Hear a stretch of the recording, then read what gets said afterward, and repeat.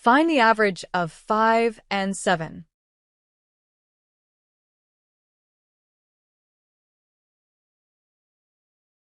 Sum of the given numbers is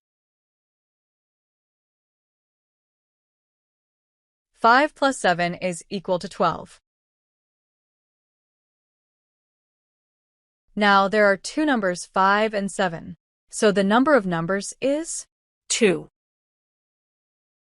Now the formula for the average is sum of numbers divided by the number of numbers equals 5 plus 7 divided by 2 equals 12 by 2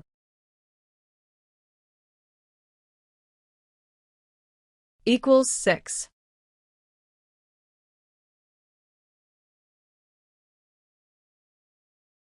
The average of 5 and 7 is 6.